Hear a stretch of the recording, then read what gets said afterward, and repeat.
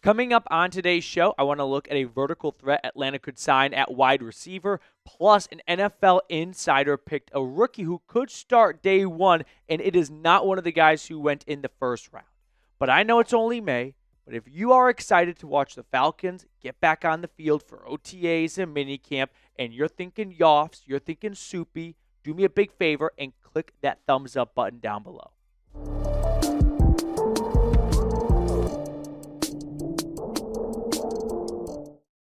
Let's talk about whether or not the Falcons should add the former Buffalo Bill and then Jacksonville Jaguar wide receiver Gabe Davis, who was cut by the Jags today after signing a nice contract with them last offseason following 4 good years in Buffalo as one of Josh Allen's, go-to guys. If you recognize the name but you don't really know much about the artist, he's the player for the Bills who scored 3 touchdowns in that playoff loss against the Chiefs when Mahomes and Kelsey did their thing with just a few seconds remaining. So Gabe Davis, you can look at his numbers over the past 4 years, did not have an awesome 2024 campaign, missed a good chunk of the season, just stuffed down to 239 yards and 2 touchdowns. But you go back to his last 2 years with Buffalo, he did not get a whole lot of opportunities. I mean, we're looking at 4 straight seasons with less than 50 receptions. And despite that,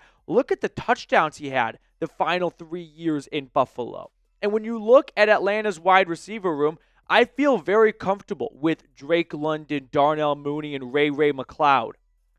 It's after those 3 names where I go, hey, you're not going to have a bunch of Pro Bowlers at wide receiver 4 or 5, but just given that Terry Fontenot has sacrificed future draft capital for 2025, giving up next year's first for James Pierce, giving up another pick to move up and get Xavier Watts. Would it really be out of the question for Fontenot to go, I am not leaving anything to chance, and I am one wide receiver injury away from having a nervous breakdown? So if Gabe Davis is available for cheap, and you've got Michael Penix, who is the ultimate artist of a deep ball thrower, don't you think this could be a decent pairing? I'm not talking about this from the standpoint of Atlanta needs a wide receiver. I'm looking at this through the angle of I want to give Michael Penix every piece of information and personnel that can make him as successful as possible. And Gabe Davis, I think, would fit the bill for a wide receiver who would complement Penix a lot as an NFL quarterback. Now, of course, we have to acknowledge the money side of things here. He signed, like I said, a decent contract. Can you look up what the contract was really quickly, Reed? $36 million over 3 years. So rough math, that's like $12 million a season right there. Yeah. I think he might come down to like a 1 year, $4 to $5 million contract, which Atlanta right now has an effective cap space of $4 million. I bring up effective cap space because while they have, I think, like $10-ish million or $9 million, you got to have some of that saved, aside for your rookie class. You've got to pay Jalen Walker and James Pierce. You have 2 first-round draft picks, right? So first-round draft picks, they've got prorated, predetermined contracts given based on where they were picked. So a little bit more money has to be spent on the rookie class now since you took 2 in round 1. So you would be getting by the skin of your teeth if you were to sign Gabe Davis and make no other roster, moves to free up additional cap space, whether that's restructuring a contract, releasing or trading a guy. So financially, it's not very easy, but it's not impossible, I'll say. So let me know, do you think like Gabe Davis would be a fun addition to this wide receiver room? You've got 3 good receivers who I am comfortable with and I'm excited for and I am confident in. But if you're like, hey, we didn't give up next year's first-round pick for a first-round pick this year just to sit around and hope that Michael Penix takes a big leap forward this year. Let's go out and make sure that we have everything at his disposal to make him as successful as possible. Davis was a deep threat for Josh Allen. And Michael Penix was taken out of Washington at pick number 8 for one big reason. It's that strong arm with precision-like accuracy down the field.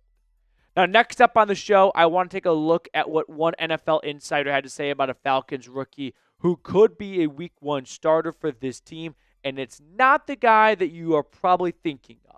Now, before we do that, I do want to give a big special shout out to our sponsor today, which is Brunt. Choosing work boots used to mean sacrificing comfort or durability. If they felt good, they didn't last, and if they lasted, they wrecked your feet.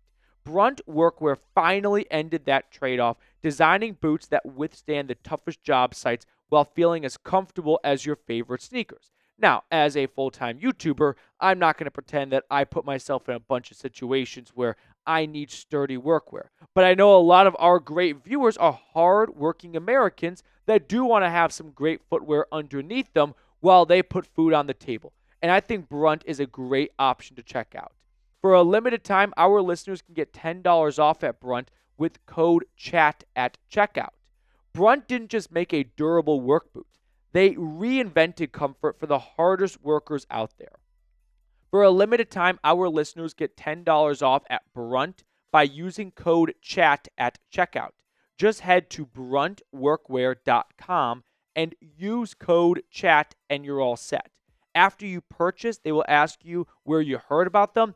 Do me a big favor and mention Falcons Today. That way we can continue to have a nice relationship with Brunt. I put all that information in the comments and description of today's video.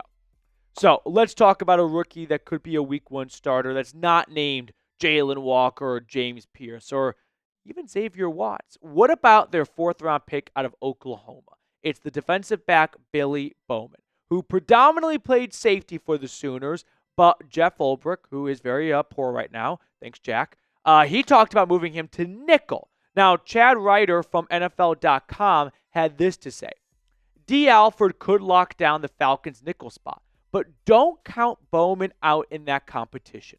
His quickness and physicality in the slot will make him effective in coverage, and he's not afraid to get after ball carriers in the run game. Bowman didn't make a ton of plays in the backfield in college, but I suspect you'll see him attacking the line more often in the NFL. So I'm excited for these 2 DBs that got added to Atlanta secondary via the draft. I think Xavier Watts is going to be an outstanding safety.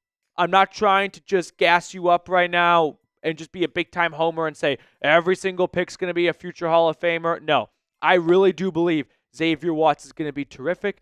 And I think Bowman's going to have a role on this defense at that nickel spot with his ball skills, with the high IQ, a multi-year starter for the Sooners, and a little bit of development from Raheem Morris and Jeff Ulbrich in terms of what it takes to be nasty, be physical, be violent, just be kind of like a Draymond Green at nickel, if you will.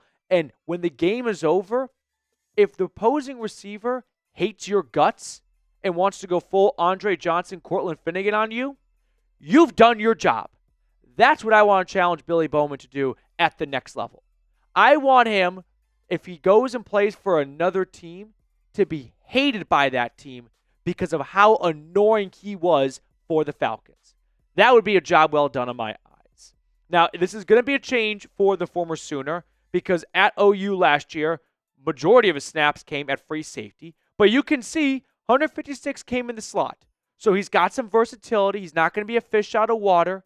He's been around the street a little bit. He knows what it's like to play across the board defensively. But from a historical standpoint, it's not, well, we don't have a huge sample size to look at, become a growing trend, albeit in just 1 year of Raheem Morris calling the shots in Atlanta, for rookies to have a big role. Last year, Michael Penix played the most amount of snaps out of all the rookies at 230. On average, you get about 1,000 and, let's say, 100 snaps. So, yeah, not a lot of action for the rookies a year ago. Which, if you thought, hey, why are we talking about Billy Bowman and not one of the first rounders? I hear you. The guy who had the second most snaps was a 5th-round pick out of Notre Dame linebacker J.D. Bertrand. And your second rounder, Rook, played 3rd most. And then Jace had more than Brandon, or tied with Brandon Dorless. So I think this year we're going to see a lot more, work placed on the rookies' plates. I think last year was a combination of, well, usually your 1st-round pick plays the most, but theirs was a quarterback who was a backup, and you don't rotate quarterbacks in like you do at other spots. Their second-round pick, Rook, he was at a position where you had some good depth above you already in Grady Jarrett and David Onyemata. So it's not like he walked into a situation where he could just start right away. He also injured his ankle and spent some time on IR, but still, he was a little bit underwhelming for what you'd expect to see out of a guy taken in the top 40 of the NFL draft. Then your third-round pick, Braylon Trice, tore his ACL. So maybe we don't have a fair shake at what Raheem Morris's plan was for the rookies last year, if not for one guy going on IR, one guy going on IR in August, and one guy being a backup quarterback for much of the year. So we'll find out what Raheem wants to do with the rookies this year in terms of workload. I think it's going to be substantially more than last year. And I think Bowman is in a good spot to fight for a starting gig. His competition is Dee Alford and Clark Phillips, a guy who was not brought back initially because they weren't happy with the job he played, but ultimately decided to re-sign him on a cheap contract. And then Clark Phillips, who's going into year 3, and while I think he has shown potential at times, he has not shown us anything to believe, yeah, that job is sewn up and it is the Utah Utes cornerback job to lose. So Bowman, welcome to the club. It's going to be a fun training camp competition for that inside corner spot. So let me know if you think the rookie from Norman, Oklahoma is going to start week 1. I'm going to say no. It seems a little bit too adventurous for me, but I think it's going to be something to monitor throughout preseason. I'll say Dee Alford ends up starting still. Either him or Clark Phillips, but I'll go with the incumbent. Incumbents usually win. All right, before we sign off, quick reminder, click that like button down below and subscribe. And let's pick a commenter from yesterday's video. All right, Reed, spin that wheel. Who's it going to be? And shout out to, this looks like a long name. Who is it? Dan Mansura. Dan Mansura. Thank you so much. 2 claps for you. 1, 2. I'll see everyone later.